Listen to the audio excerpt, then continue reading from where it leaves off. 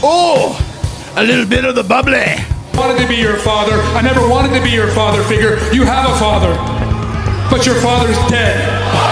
I'm short. I'm bald. I can't get any hoes.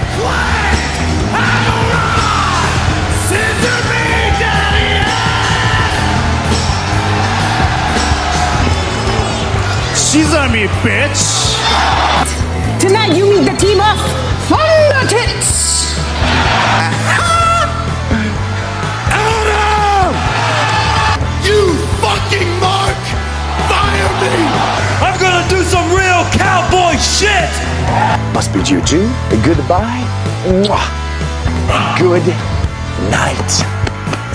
Bang! Yes! These people walk away, only one thing on their mind, and it's a phrase of, whose house? I'm better than you.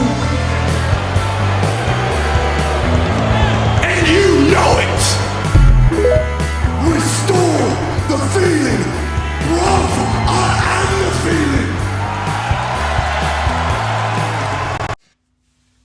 Ooh, welcome, ladies and gentlemen, to another episode of Wrestle Elite. That's right, ladies and gentlemen, it is your host, the Marc Cologne. I am here to talk about professional wrestling and so much more. That is right, ladies and gents. Welcome to another episode of Wrestle Elite. This is basically a bonus pod. I was gonna say bonus. What's a bonus? A bonus pod. A bonus pod. This is a bonus pod, ladies and gentlemen. This is a emergency pod, you could say, I guess. Man, it's very exciting. We're gonna be talking about you know, what happened at the Elimination Chamber, right? Leading up to it, Bronson Reed gets injured. He was scheduled to win that match on Monday Night Raw, that triple threat qualifying match, and he ends up getting injured, and he's out. He's out, right? He can't make it. So Jey Uso wins the match, but then on SmackDown, Jey Uso gets taken out. He gets taken out. Somebody has ambushed him, and he is out of the Elimination Chamber. So then you have Jacob Fatu versus Logan Paul on SmackDown. We've seen a fake attacker. We've seen Drew McIntyre cost Jacob Fatu not the title, but the match. And Logan Paul wins. He goes into the Elimination Chamber match. Some really interesting stuff here. I can't wait. I'm definitely gonna have Chris on probably Tuesday, maybe Wednesday, sometime around there. I'll definitely have Chris on, and we're gonna talk about this because I think for me it's very, very interesting to but just to discuss of what possibly could happen. Right? Who was the one that attacked Jacob Fatu in December, a few months ago? And who attacked, or maybe it was November, but I can't remember right now. But also, who attacked Jey Uso? Was it Sami Zayn? Right? Was it Drew McIntyre? Who was the one that attacked him? That's going to be very, very interesting to, once we get to the depths of it, once we find out who really did it. I think that's going to be really interesting, that story. To tell that story, I think it's going to be very, very good. Man, it's going to be very good to talk about that. We have so much to talk about on this show, though. Not really, just Elimination Chamber. Right? I think it's very important that we talk about the Chamber. I really wanted to dive into this, right? It was in Chicago. It was in the United Center. It was on Saturday night. That's right. It was like a hype a hype video package. And, they're in Chicago. We all know how the crowd of Chicago can be. And it was narrated by, obviously, CM Punk. Right? It tied into the city's wrestling history. Adding, SummerSlam 1994, which was at the same venue. It also recapped the road to Elimination Chamber, highlighting the stakes, winner of the chamber matches, earning title shots at WrestleMania against Drew McIntyre, who was the undisputed WWE Champion, and Jade Cargill, who was the WWE Women's Champion. It was over 20,000 strong. They were chanting CM Punk from the start. They were, you heard it, CM Punk. CM Punk, right? Cool, whatever. And right after that, you get into right into the action. We get the Women's Elimination Chamber match. Rhea Ripley defeating Tiffany Stratton, Alexa Bliss, Asuka, Kiana James, and Raquel Rodriguez. Right? So you had the Elimination Chamber open up for about 24 minutes. The Women's Elimination Chamber,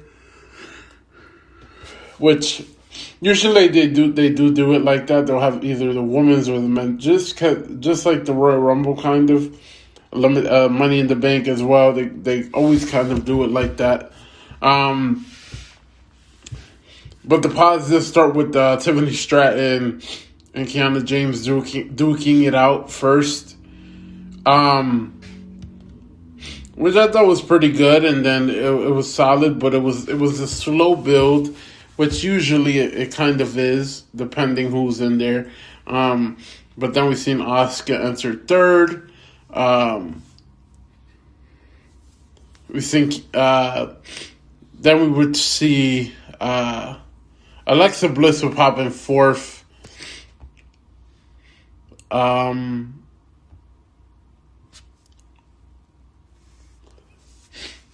then Raquel Rodriguez was fifth. Sorry, no. No, sorry. Rhea Ripley was fifth. Raquel was sixth. Sorry about that. But yeah, it was a stacked chamber. Would have been interesting to see if Charlotte, if Charlotte Flair was in it. I think that would have been pretty interesting to see, but I do understand why they also didn't have her in it. I think they kind of want to protect her, which I don't mind. Right? We as far as like eliminations go, Alexa Bliss did get misted by Asuka, which, after that she gets rolled up.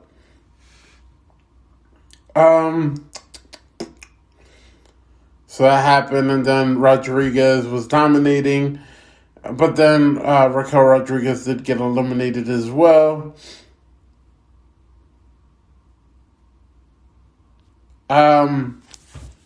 This was very interesting, honestly.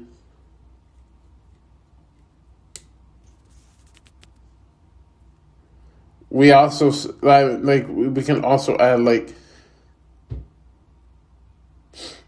we've seen Raquel. She powerbombed Kiana through a pod wall. Then she stacked Asuka and Kiana for a double powerbomb pin. Right, so that was very interesting as well. So Raquel was kind of I wouldn't say she was the star of it, but it was she's the powerhouse. You kind of have to put her over a bit, right?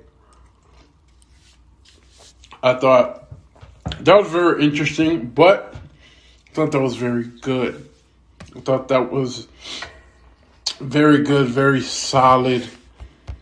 I love to see that. And obviously then we've seen Rhea Rhea pinned Tiffany Stratton for the 1-2-3 to punch her ticket to challenge Jade Cargill at WrestleMania. I give this a B+. A B+. I'd give this, with some great spots. We've seen Kiana do her thing, Raquel, right? We're not going to get into that yet, but I guess we can. Yeah, a little bit. It was a little bit too predictable, right? It was a little bit too predictable. It was just very frustrating to kind of just see, like, not that it was, nothing against Rhea, but it's like, dude, like, let's give it to somebody else. You know what I mean? Like, and, obviously the whole plan was Bianca versus Jade. We're not getting that now, but, like, who in this... I don't even think... Yeah, Raquel winning probably wouldn't be able to do that either. So you just have to, chalk it up to Rhea, right? And we'll see what happens with that. We'll see how that goes. We did see Rhea celebrate and point to the WrestleMania sign. She climbed the chamber wall. She roared to the crowd as pyro exploded. She grabbed the mic for a quick promo. She said, "Mommy's going to Mania," while pointing dramatically at the WrestleMania 42 sign. But yeah, that's what happened there. And then we had the Women's Intercontinental Championship match. AJ Lee defeating Becky Lynch by submission. This was about a 15-minute match. Obviously a dream match, a one-on-one dream match. So I had Raquel winning the first match. I had Becky winning the second one. Because I was like, well, if they're going to have a rematch at WrestleMania, I would assume you'd have AJ Lee win at WrestleMania. Obviously, that's not the route they went. They said, you know what, we're gonna put the strap on AJ Lee now, which was very interesting because I wasn't actually expecting her to win, but as the match continued, you kind of had the sense that that's the route that they were going. But yeah, so, this match happened. We see Becky start aggressively grounding AJ with mat work and taunting her as Rusty. This was AJ's first title match since 2014. AJ would fire back with quick dodges, arm drags, and a signature Black Widow tease, showing she basically hadn't lost a step. We seen Lynch also hit like a exploder suplex off of the apron to the floor. And you see AJ Lee would counter with a shining wizard and a top rope hurricanrana, nearly pinning the man. Becky would go to kick out and lock into the disarmer, but AJ reversed into her own submission web. The finish came when AJ transitioned a DDT attempt into the Black Widow octopus hold. Lynch fought valiantly, reaching the ropes twice, but AJ cranked it centering for the tap out and new women's Intercontinental Champion, and it's her first title in over a decade. Emotional storytelling, really good match. For it to be 15 minutes, they got their stuff in. They did what they needed to do, and that's all that she wrote. I thought this was really, really good. At one point we seen the referee get knocked down. We're like, oh no, what's gonna happen now? But it was just a tap out that the ref didn't see. Right? It wasn't nothing. There wasn't nothing too crazy. But yeah. We also seen the World Heavyweight Championship match, CM Punk versus Finn Balor. I had CM Punk winning this one because it just felt right. Like, I didn't expect him to lose. So, yeah. Honestly, the entrance for Punk, I loved it. I know not everybody necessarily did love it, but I thought it was honestly fantastic. You know, he was kind of channeling his Michael Jordan alter personality with the Bulls jersey and Sirius remix, sending the Chicago crowd into a frenzy. This was amazing. It was almost 20 minutes. It was almost a 20-minute bout. But I loved it, you know, kind of, you know, paying homage and basically kind of like, hey, you know who you're about to be in the ring with? Like, this is Punk. This is CM Punk in Chicago. Ask John Cena about this, man. Right? And so I thought it was very, very good. And, man, I honestly, I loved it from all standpoints. I thought it was really, really good to kind of just see, you know, this match. Very physical, very gritty. It was a technical bout, you know, technical mastery meeting the brawl. We see some really good stuff from Finn Balor as well. I thought Finn Balor did some really good stuff. It was a predictable outcome. I'll say this was, you know, but I don't think any of the chamber matches really stood out. I'd say this was the match of the night for me. Even though the outcome was predictable, I think CM Punk, he shined, but so did Finn Balor. You know, and obviously it kind of looked like maybe Finn Balor is slowly but surely turning into a face.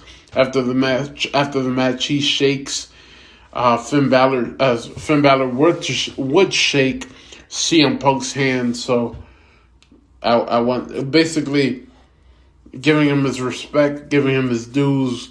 So I do wonder now what happens with Finn.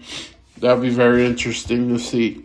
And then the main event, obviously, the men's Elimination Chamber match where Randy Orton defeated Cody Rhodes, Javon Evans, LA Knight, Trick Williams, and Logan Paul. So this was about 25 minutes of, you know, high stakes, right? This, you know, the winner of this would challenge Drew McIntyre at WrestleMania. It did start with LA Knight and Javon Evans, you know, between Knight's power and Evans' flips. This was very interesting, very entertaining. Trick Williams did enter third. Logan Paul would enter fourth.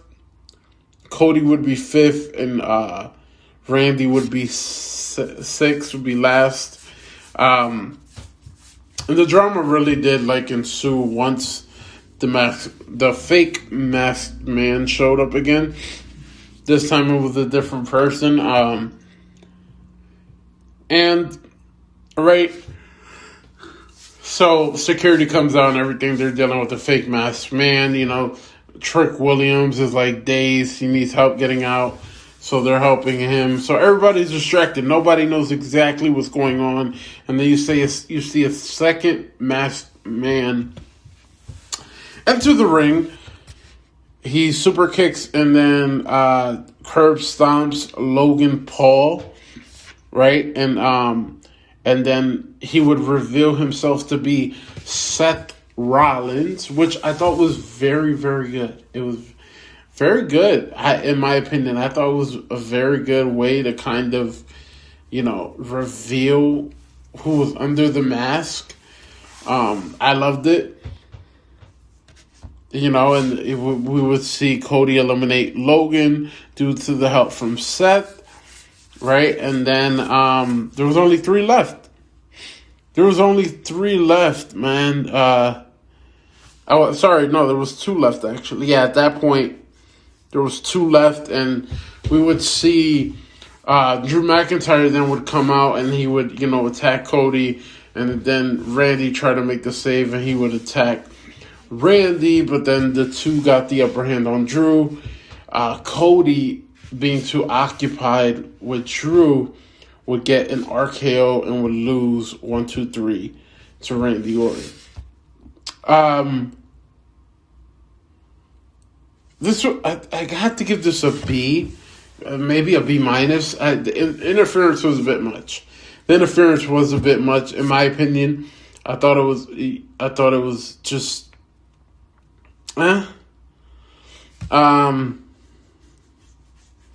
like you had,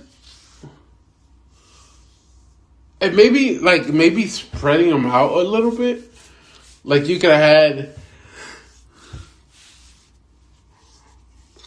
had the masked man show up like in the beginning of the match, right? And then you could have had Drew show up towards the end. Like there was just way too much going on at the end, and it was very weird. It was very weird. But that's my opinion. However you feel about it, you're okay to feel that way. Right, this is interesting. For me, it was kind of like I'll give it a B minus show. You had Mania setups, you had surprises like AJ Lee winning, which really wasn't a surprise, but she hasn't won in over a decade, so we'll give her that. Seth Rollins returning, right? Randy defeating Cody, I think that's a big upset, big surprise, but there was some very predictable stuff as well. So, which I had Randy winning as well. So that tells you everything you need to know. Nick Aldis did announce, because him and Drew got into it backstage after the pay-per-view. Nick Aldis would go on to announce that this Friday on SmackDown, it would be Drew McIntyre versus Cody Rhodes on SmackDown for the undisputed WWE Championship. Yeah. I have a theory on this, ladies and gentlemen. Stay with me for a little bit here. So overall, I thought it was, before I get to that theory, I thought it was a very good pay-per-view. It was predictable, but I think the outcomes, the results were really, really good. I didn't mind AJ Lee winning. I didn't mind CM Punk winning. I did not mind Randy Orton winning. I did not mind Rhea winning. I would have loved some unpredictability, besides the main event, and even then, I think a lot of people assumed that Randy would win. But I just thought it was a very, very good pay-per-view. We'll see how they build onto SmackDown and see what they're able to do over there. It's going to be some very interesting, some very fun stuff. Cannot wait to see what happens with that. As far as how do I put this?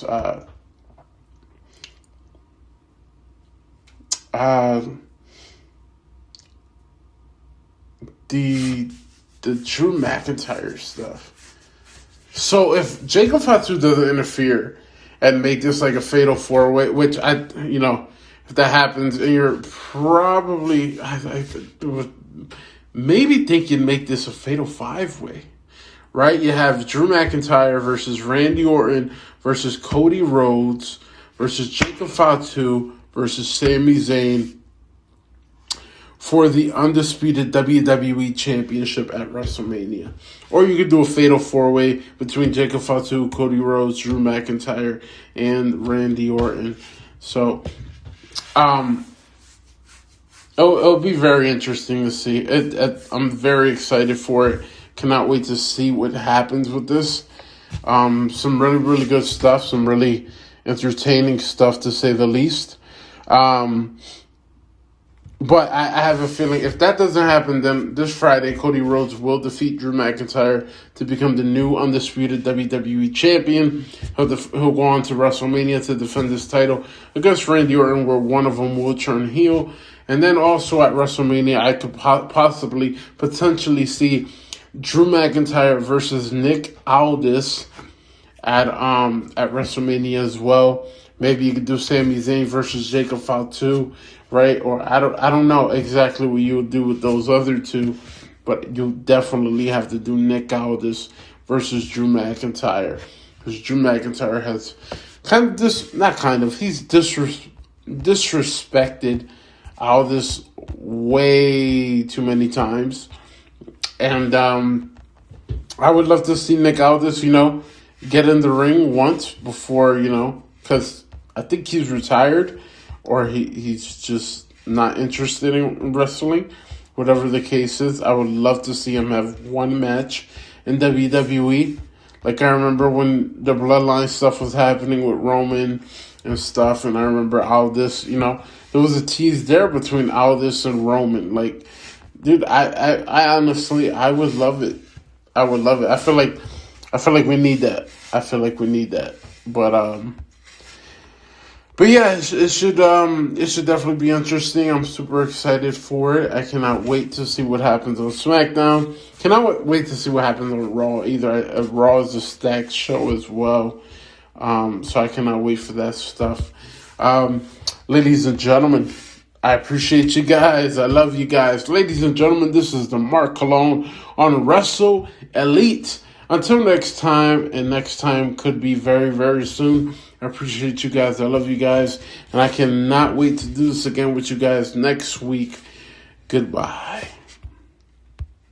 Oh, a little bit of the bubbly. I wanted to be your father. I never wanted to be your father figure. You have a father, but your father's dead. I'm short. I'm bald. I can't get any hoes.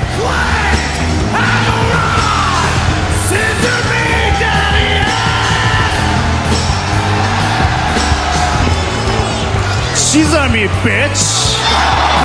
Tonight you meet the team of Thunder Tits. Adam! You fucking Marc! Fire me! I'm gonna do some real cowboy shit! Must bid you two a goodbye. Mwah. Good night. Bang! Yes! These people walk away, only one thing on their mind, and it's a phrase of, whose house? I'm better than you?